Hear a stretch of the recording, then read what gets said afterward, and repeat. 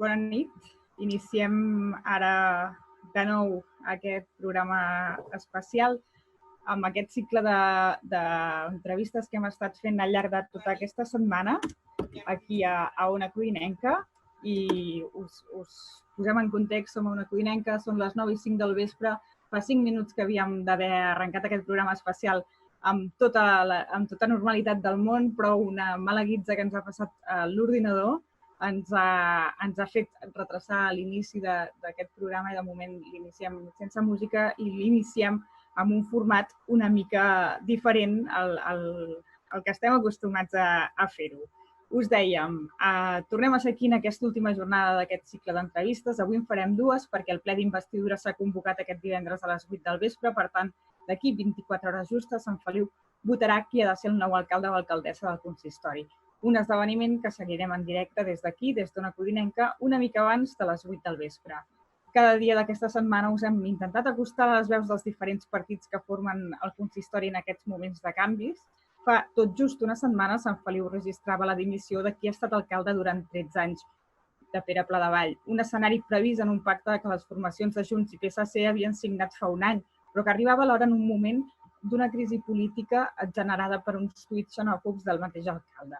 Al llarg d'aquesta setmana el que hem fet és anar repassant les veus de tots els partits que formen el consistori i ara ho farem amb Pau Ibars. Ell és el portaveu i va ser el cap de llista d'Esquerra en les últimes eleccions, encapçalava aquesta llista per primera vegada i ara sí que, si som a temps i la tècnica no ens falla, de seguida saludarem el Pau, però abans m'agradaria saludar les dues companyes de batalles aquí als micros que he tingut aquesta setmana. D'una banda, Caral Campàs, bona nit. Avui amb doblet, perquè no només faràs preguntes, sinó que et tenim a mans dels pius i les busques, que et tenim una miqueta avalada, però ho estàs fent molt bé. Gràcies, Caral. I d'altra banda, la Iolene Servent. Iolene, bon dia. Molt bona nit. A mi em sentiu bé des de casa? Sí que et sentim. Esperem. Jo et sento. No sé si des de casa també et senten.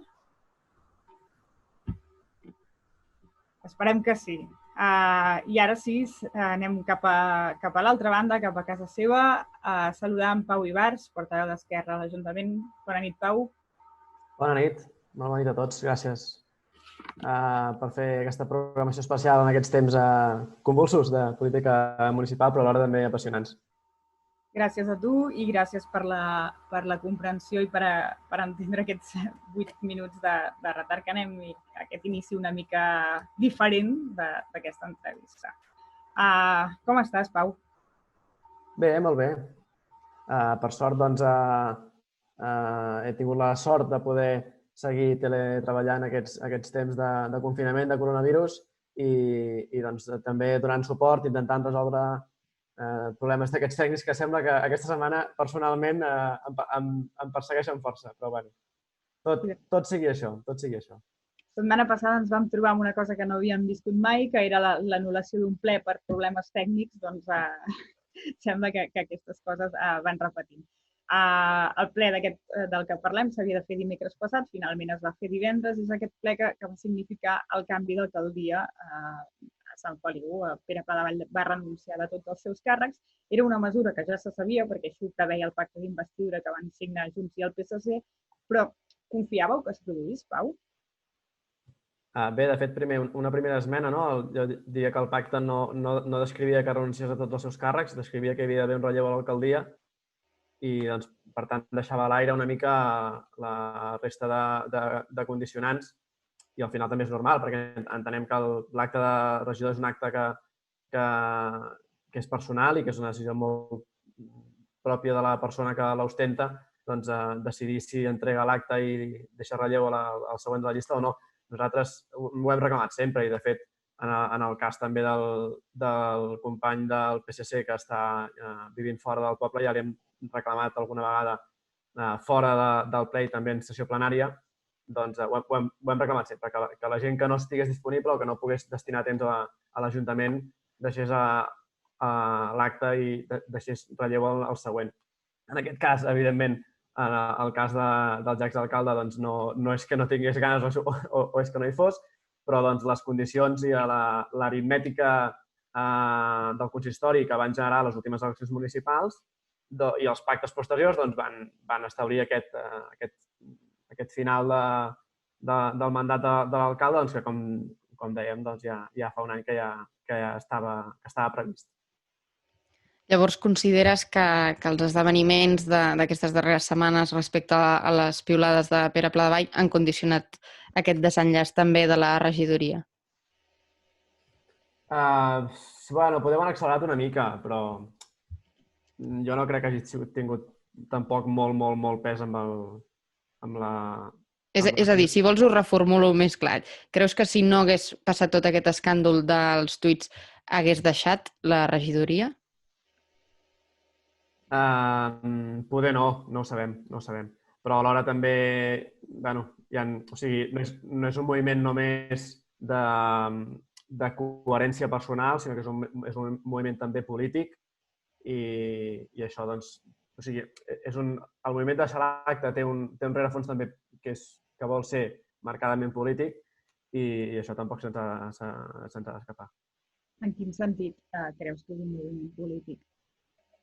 Bé, doncs que al final qualsevol possible acostament del partit del PSC, que és amb qui tenia aquest pacte firmat, però que alhora doncs, també els dos partits tenien llibertat de pactar altres coses i altres condicions amb altres formacions, no?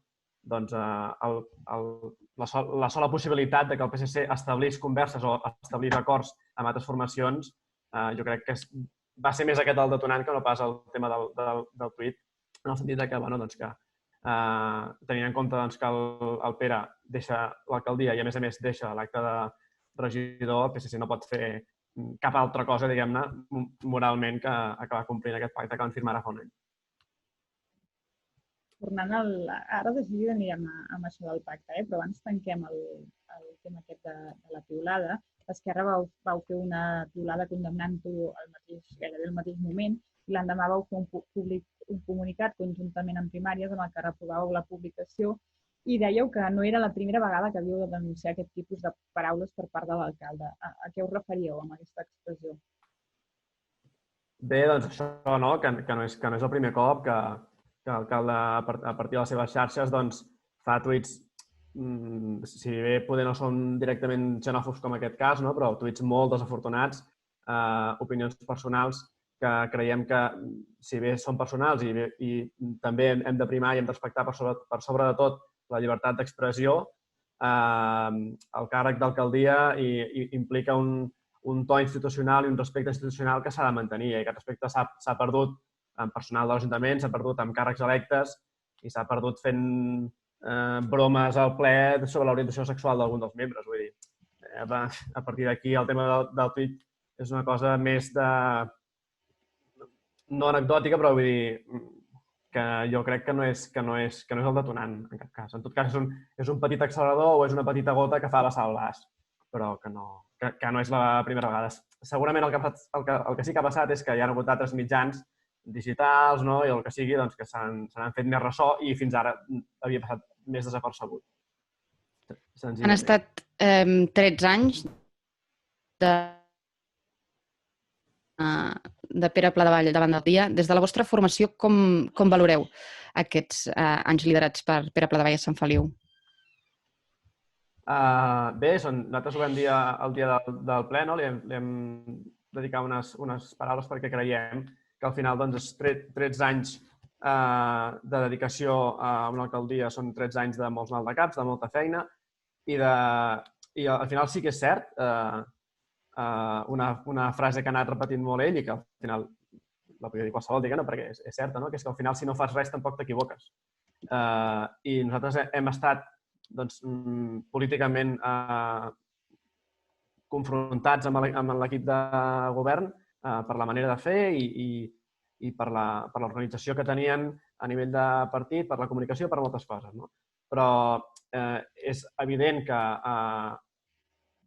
alguna cosa fas bé, i més d'una, diguem-ne, per aconseguir una majoria de 10 sobre 13, que va ser la segona legislatura d'aquest govern.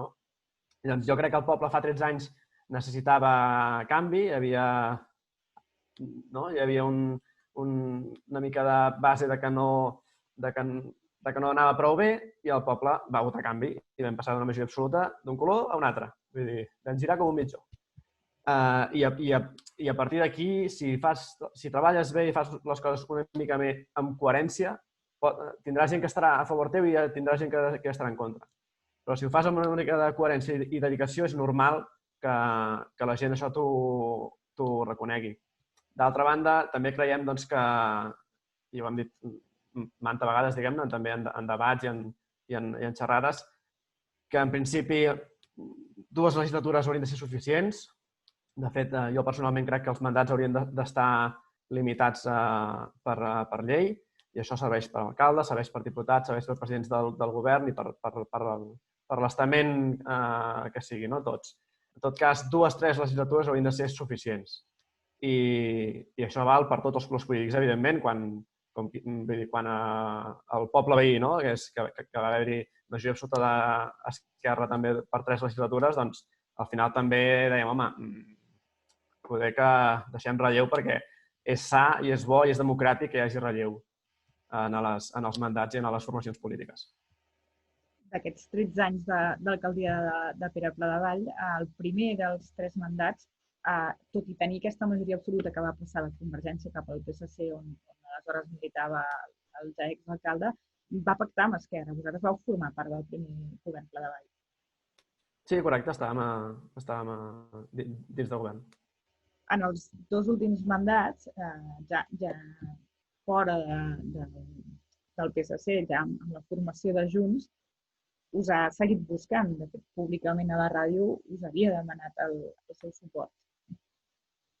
Sí, hi ha hagut converses alguna vegada més formal, alguna vegada, com dius, més a nivell de comentari o més sense entrar gaire negre sobre blanc, però bueno, sí, les ofertes ja han estat. Nosaltres no compartíem la manera de fer i a més creiem que al final, si hi ha majoria absoluta, el poble ja havia decidit i tenien plena llibertat i plena el camí ben fàcil i no tenien cap necessitat d'anar a buscar un pacte amb Esquerra. S'ha repetit aquesta en els últims dies?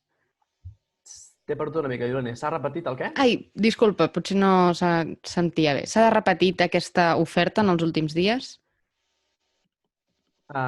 Sí, les converses han sigut permanents i en el moment de fer aquest relleu a l'alcaldia, doncs sí que ens van consultar quina era la nostra opció. I la nostra opció és clara, la nostra opció la vam presentar ahir, la nostra opció és un pla de govern treballat amb els nostres companys de Primàries Codines i pel que treballarem és perquè aquest pla de govern tingui els suports necessaris i suficients per poder-se tirar endavant amb un pacte de govern i amb un pacte de legislatura. Malauradament entenem que les posicions dels 2 partits majoritaris són prou antagòniques com perquè això no es porti a terme.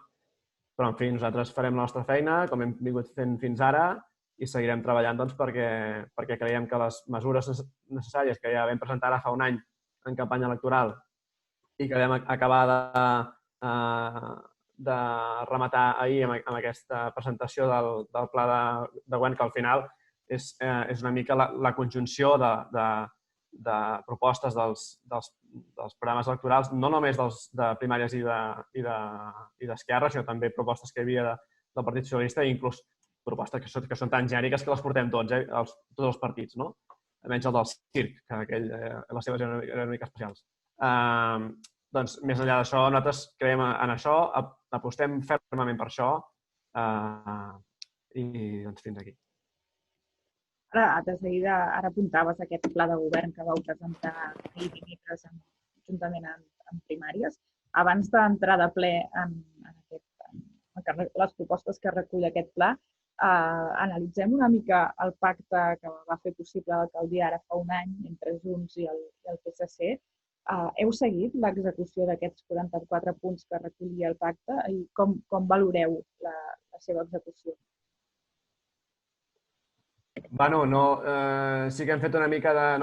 Vam fer a nivell intern una mica com de semàfor, diguem-ne, d'anar marcant, i realment el nivell de compliment era força baix. Al final això és una valoració que no l'hem de fer nosaltres, l'han de fer els dos partits que van firmar el pacte. Jo no sé si s'ha arribat a reunir aquesta comissió com de seguiment, ho desconec, però al final jo crec que el punt més important o el que volien aconseguir tant sí com no era l'últim punt i és el que s'ha acabat complint.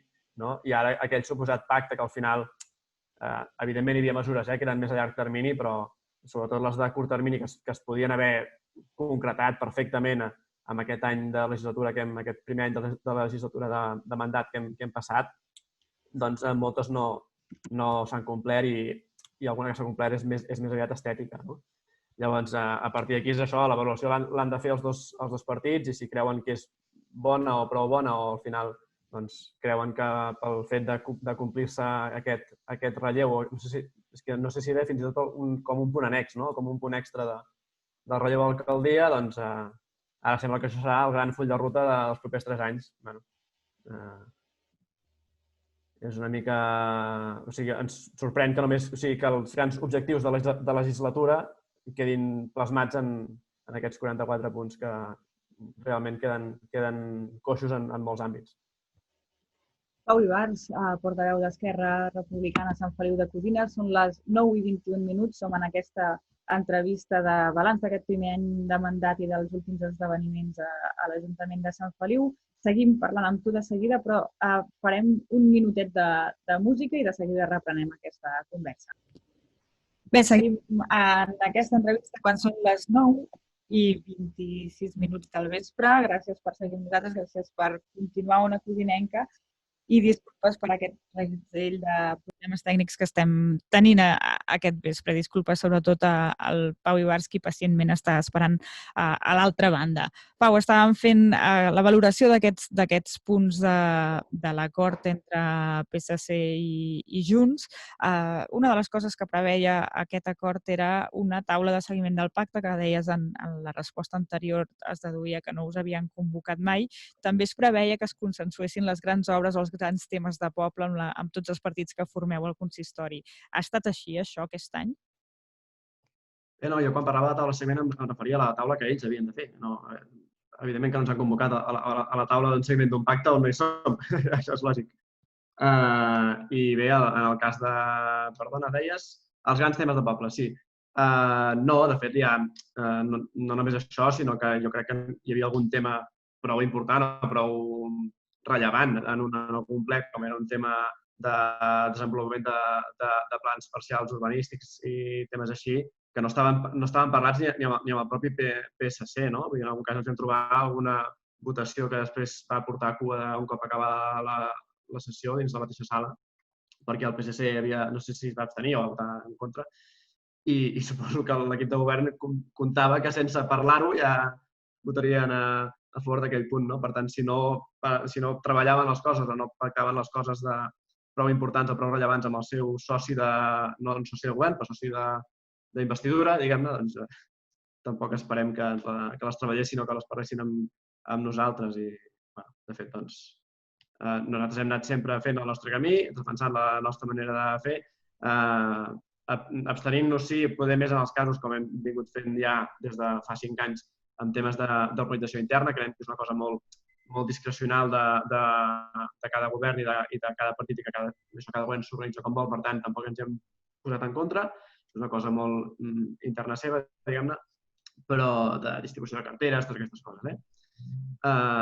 I en temes més essencials, al final les coses prou grans o prou prioritàries, malauradament a nivell programàtic tampoc coincidien, per tant, era complicat treballar-les, però responent a la pregunta, diguem-ne, concretament no. La intenció de treballar alguna proposta, de treballar algun tema, no hi ha sigut. Exceptuant, això sí, i ho haig de dir per no faltar la veritat, aquests últims mesos, jo crec que una de les poques mocions que es van aprovar per unanimitat i que reclamava converses i una taula de treball i una manera d'elaborar propostes de manera conjunta, Doncs, així com, per exemple, només iniciar la legislatura vam aprovar una moció per unanimitat per modificar el ROM i per actualitzar-lo i per esmenar coses que creiem una mica que ja estaven també una mica antigues.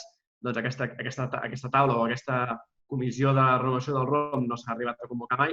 En canvi, el que sí que s'ha convocat és la taula de mesures econòmiques del post-Covid, que en diguem, que és una taula de diferents representants dels 4 partits i que ha estat treballant per buscar quines mesures podíem aplicar per ajudar el comerç, per ajudar els nostres autònoms, per ajudar els nostres ciutadans que davant d'aquesta crisi, d'aquesta pandèmia, que evidentment és una crisi sanitària, però que segurament serà tan o més greu les repercussions que tindrà a nivell econòmic, doncs creiem que era moment d'anar tots plegats i tots junts i tots a la una per buscar solucions d'on sigui, per buscar finançament d'on sigui, per ajudar, com deia això, els nostres ciutadans, els nostres autònoms i les nostres empreses. Això s'ha fet, això està en marxa, això ja ha donat resultats en formes d'aprovació de mesures concretes i en aquest cas ho celebrem i jo crec que és prova que el que venim dient fa 5 anys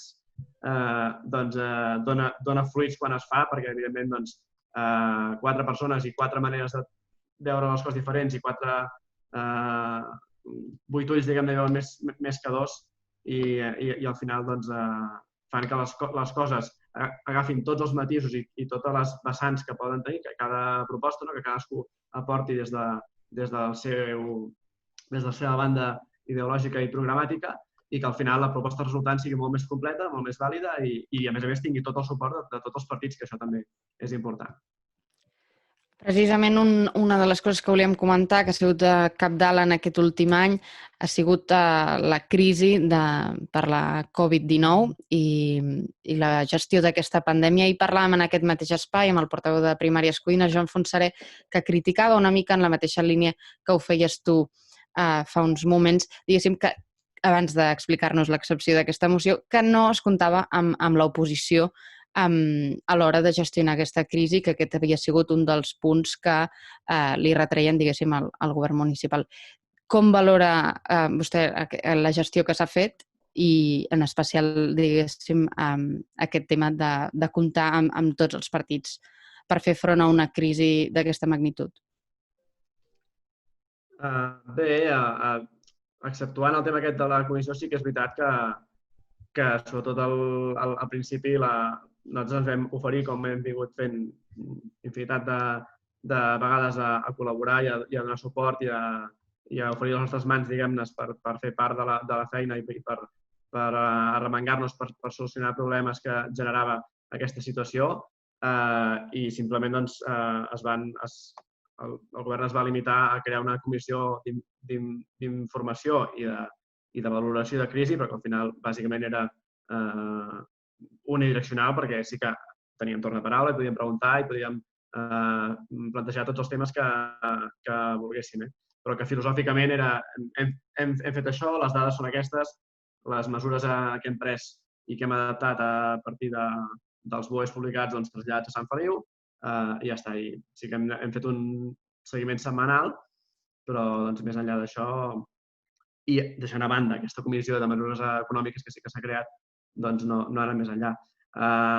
Nosaltres vam fer un comunicat, sobretot posant el focus en el tema comunicatiu, perquè creiem que realment hi havia mancances greus en aquest aspecte, mancances que al final la reacció a la crisi és complicada, perquè és una crisi que no s'havia viscut en molts anys i nosaltres no vam voler entrar realment en si el govern ho estava fent bé o malament. Entenem que ens ha sobrepassat a tots, absolutament a tots, i tothom ho ha fet tan bé com ha pogut i tan eficientment com ha pogut. Però en temes de comunicació sí que creiem que s'estaven cometent errors o s'estaven fent coses que no eren del tot correctes i per això vam voler posar el focus en això, sobretot en com es comunicava, perquè és tan o més important fer una cosa ben feta que comunicar-la. I en aquest sentit, alguns comunicats o algunes retòriques posant en dubte dades oficials o alguna caracterització, diguem-ne, l'entorn o composició visual no acabava de ser gaire encertada pel nostre gust. Anem ja cap a aquest pla de govern que vau presentar ahir.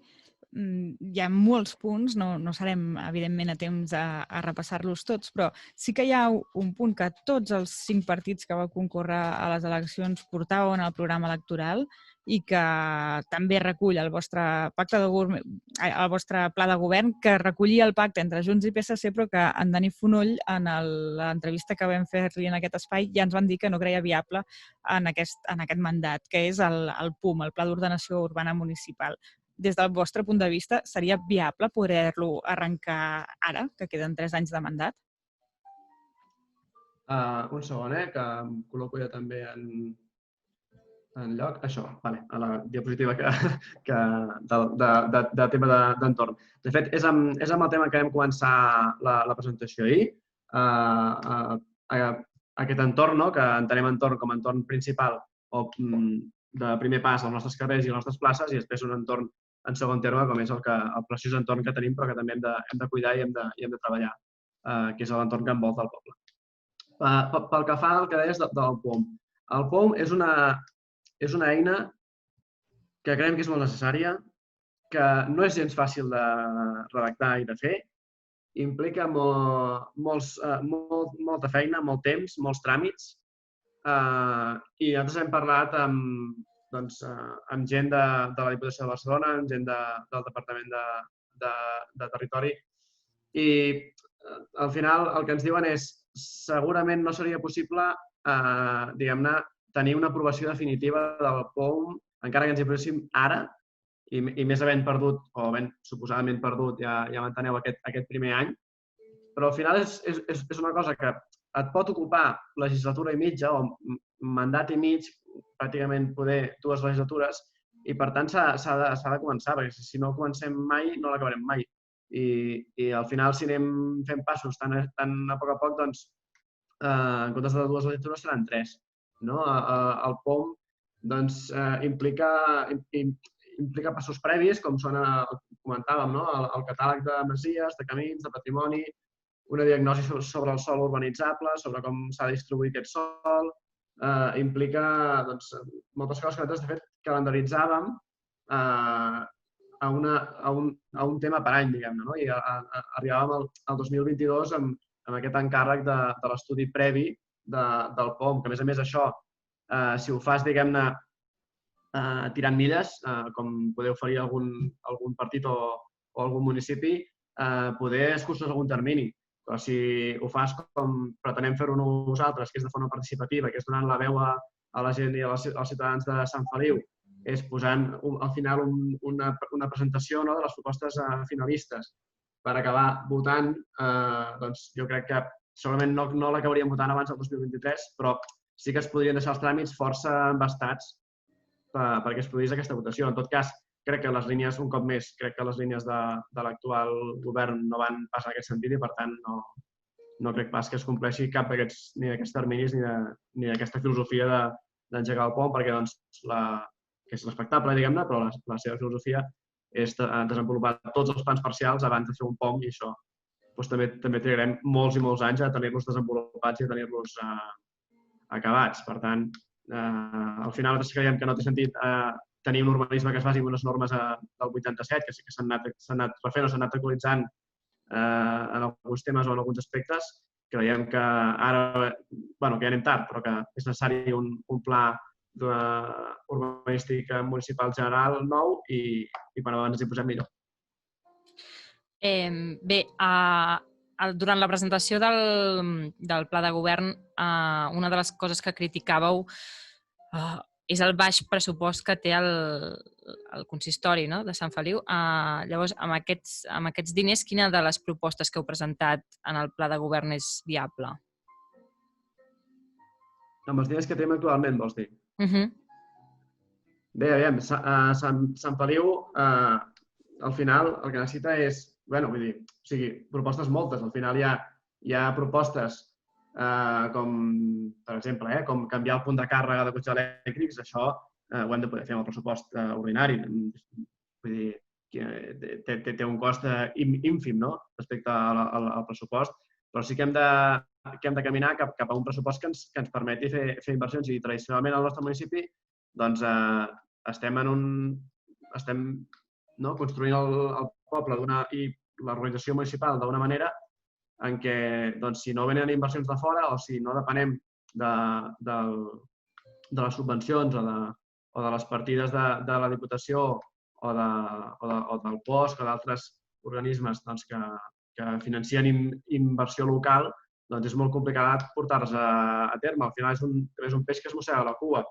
Necessitem potenciar molt més el nostre entorn. Per què? Per tenir més turisme, per tenir més recursos, per tenir un polígon industrial que funcioni, que rutlli, perquè el poble, la gent que ve en els pols turístics d'atracció del nostre municipi, com és Sant Miquel del Fai i el Cim d'Àligues, que són dels punts més coneguts fora del nostre municipi, doncs que aquests visitants repercuteixin econòmicament també al nostre poble. Per això nosaltres proposàvem crear, ja fa 5 anys que portàvem aquesta proposta, de crear un pack turístic entre Sant Miquel del Fai, Cim d'Àligues i comerços del poble, de manera que la gent que et ve un dia al Cim d'Àligues compra l'entrada conjunta i et vindrà d'aquí un mes al museu o et vindrà al cap de 15 dies a fer un menú a un restaurant. Aquesta proposta costa 0 euros.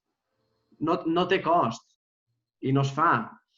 No sé si és per falta de voluntat també dels implicats, faltaria veure-ho, però és que no em consta ni que s'hagi parlat, ni que s'hagi treballat.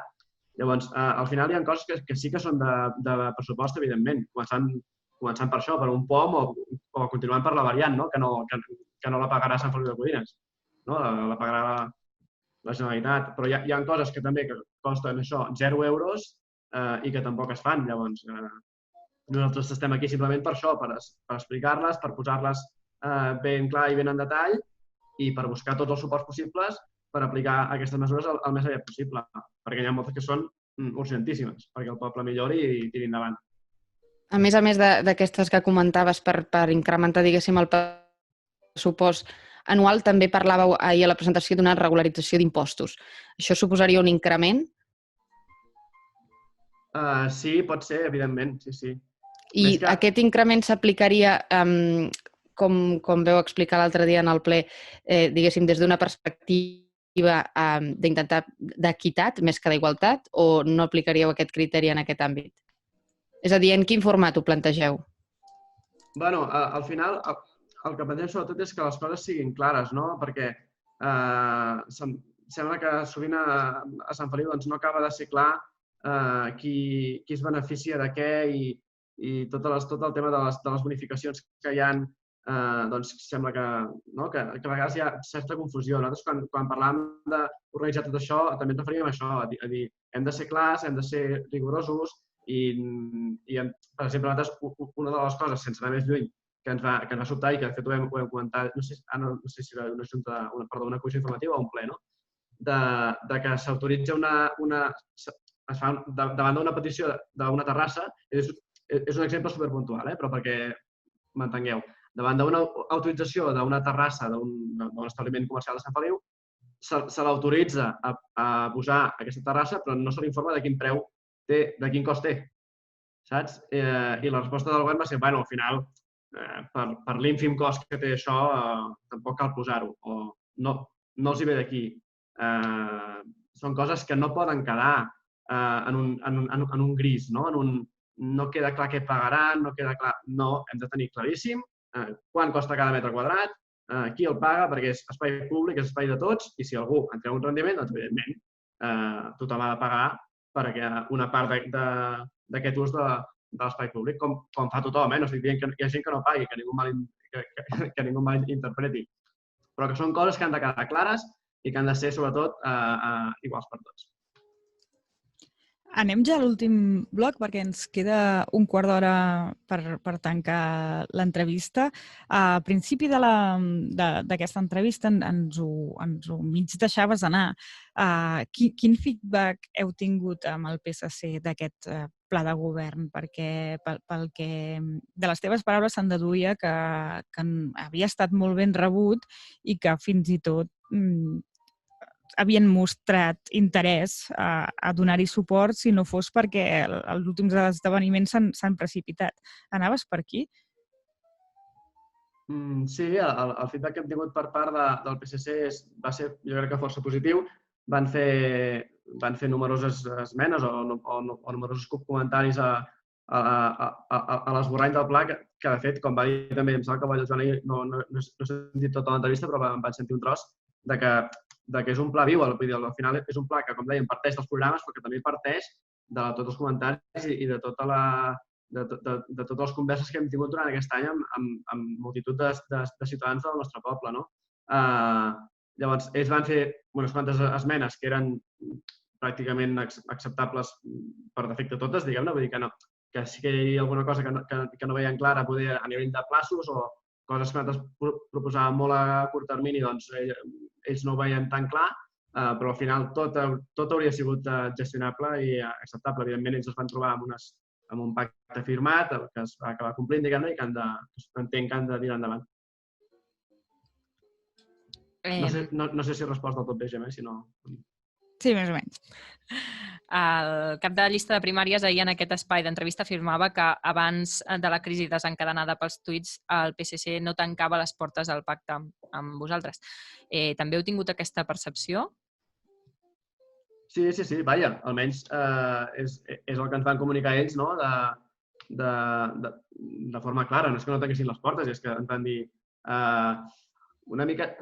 De fet, un dels altres motius de generar i de posar també molt clar i molt ben definit aquest pla de govern és perquè sí que ens va arribar un cert rum-rum, un cert rumoreig de que el PSC deia que nosaltres de que els partits que estem formalment i més ben posicionats a l'oposició, diguem-ne, tot i que ells també ho són, doncs almenys fins demà, doncs que no havien fet cap oferta al PSC. Bé, nosaltres considerem que l'oferta la vam fer ara fa un any, si bé no tan ben detallada i no tan ben estructurada com hem acabat fent ara amb aquest pla de govern, doncs amb les converses que vam tenir abans de la investidura, entre eleccions i investidura, doncs hi van haver ofertes prou atractives i prou detallades com per considerar-se oferta, perquè m'entengueu. Llavors, era un dels motius. Jo crec que sí, que ells han estat valorant simplement aquest pla de govern, però a nivell de conseqüència política i de consecució d'aquest pacte que havien firmat, doncs no han pogut acabar donant-hi suport perquè estan obligats a complir aquest pacte. Però bé, al final tot és possible fins al moment. De moment encara no s'ha votat el nou alcalde o la nova alcaldessa. Precisament això et volia preguntar. Creus que hi ha marge per un gir inesperat demà? Nosaltres ho provarem. Nosaltres ho hem provat durant l'últim any, diguem-ne. Ho hem provat. Nosaltres hem treballat perquè aquest canvi fos possible. Nosaltres creiem que va anar, malauradament, de 2 vots o d'una mica més, diguem-ne. O sigui, va anar molt justa la diferència. Si bé el gran pes de les majories, doncs creiem sincerament que va votar canvi, que va votar majoritàriament els partits que portàvem un canvi i un canvi radical en els nostres programes. Nosaltres demà farem un últim intent i tenim una última reunió, però que no és, al final tampoc és un intent de convèncer ningú, simplement és un intent de saber quina reacció tenen d'aquesta presentació del pla de govern que la van poder seguir i de comentar una mica quin és el seu posicionament i quin és el nostre. Nosaltres farem un últim i alhora un enèsim intent i ho seguirem intentant. Nosaltres creiem de debò que aquest pla de govern és el futur que necessita Sant Feliu, són les propostes que s'han d'acabar implementant i duent a terme al nostre municipi i seguirem treballant una última i una primera i una milionèsima vegada per fer això possible i perquè aquest pla tingui els suports possibles per portar-se a terme. Amb qui teniu la reunió? Amb el Partit Socialista, concretament. Sí. A 3 bandes o 2? S'ha d'acabar de concretar. No, jo, en el cas meu. Jo he demanat una reunió amb el regidor i la futura regidora, en principi futura regidora. Perquè sí. Heu rebut ja un feedback de la presentació del pla de govern per part del Partit Socialista? No, per això també és aquesta trobada. O sigui, vam rebre el feedback del pla de govern que els vam enviar a ells primer quan era un esborrany, diguem-ne, quan no estava tot tan maco i tan bonic i tan ben acabat, i ells han fet totes aquelles esmenes, però des d'ahir al vespre no hem parlat i creiem que està bé fer una última conversa abans del ple d'investidura, i tant. Com creu, en cas que aquestes converses no fructifiquin i s'acabi complint el que han anunciat tant Junts com PSC, cadascú per la seva banda, i demà Mercè Serratacó sigui escollida alcaldessa, com creus que queda el govern de Sant Feliu sense Pere Pladevall, que ell sol aglutinava 10 carteres i tenia una manera de governar que tot passava per ell? Bé, és una situació que haurem de veure, vull dir, que és difícil d'imaginar, no? Segurament, tant pels que estem fora com pels que estan a dintre de govern. Nosaltres el que una vegada més tampoc acabem d'entendre, el que hem de veure clar és com tenint aquest pacte firmat des de fa un any doncs no s'ha fet un traspàs i un trasllat de la informació i de les carteres, no? I al final, si tu saps que d'aquí un any has de deixar de ser alcalde, doncs el més normal és que comencis a treballar i a definir aquest traspàs el més aviat possible. I de fet és una de les coses que estàvem remarcant ja en aquest comunicat, no? Que justament en temps de crisi, doncs, dos dels possibles successors de l'alcalde Pladevall doncs, havien quedat molt en segon terme. Era una oportunitat d'or, si m'ho permeteu, per fer un pas endavant, no? I per posicionar-se encara més a nivell de gestió i de comunicació, però sobretot de gestió de cara a la futura alcaldia.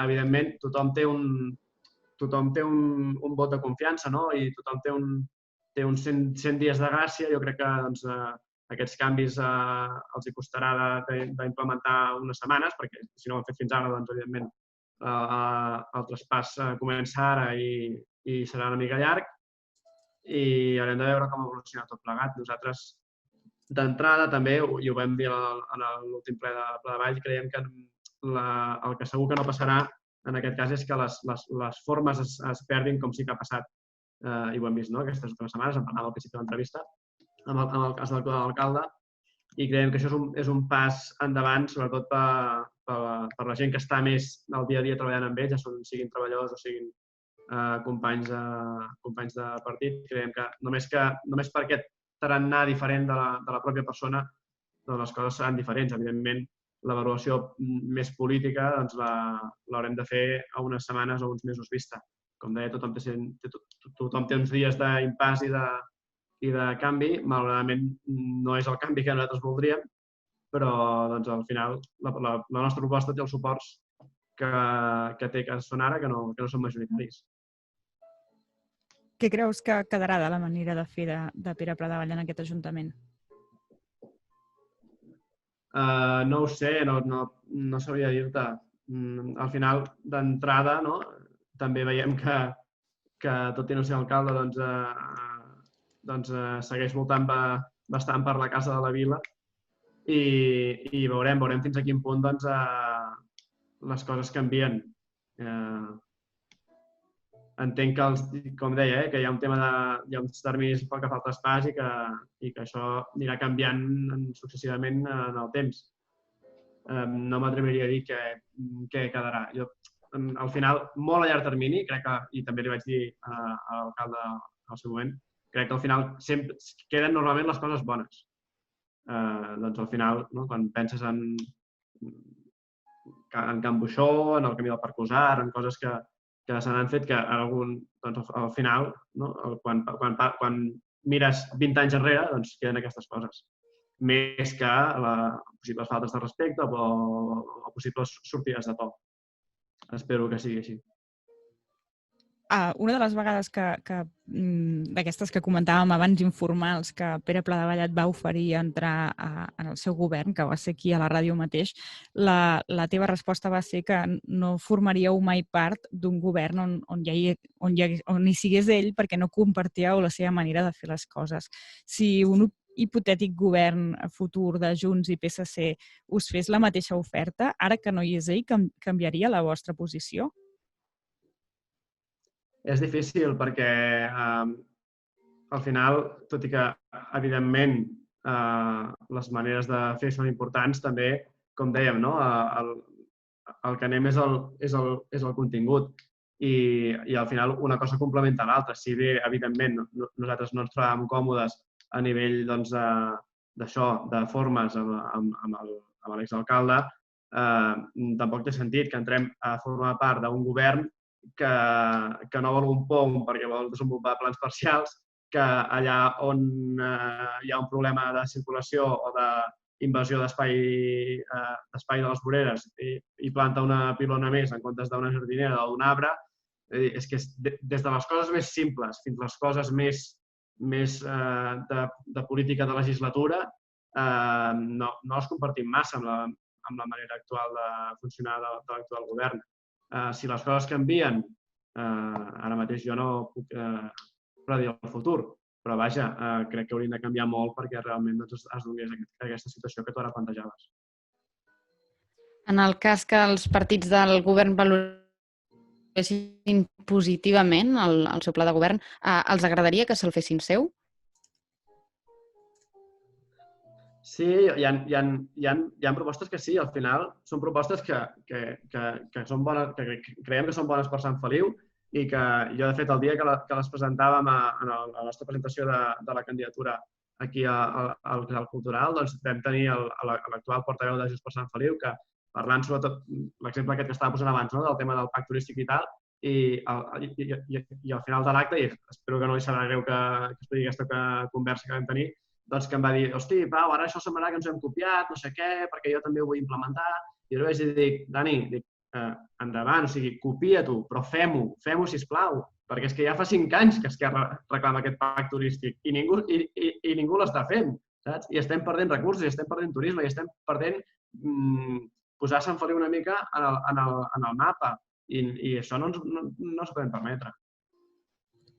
Som amb Pau Ibars, són les 10 menys 4 minuts del vespre. De seguida hem de tancar aquesta entrevista que estem mantenint arran dels darrers canvis produïts a l'Ajuntament de Sant Feliu i també d'aquest primer any de mandat. I precisament el que et volíem preguntar és això, Pau, quin és el paper que creus que ha jugat el teu partit al llarg d'aquest primer any? Quin paper hem jugat?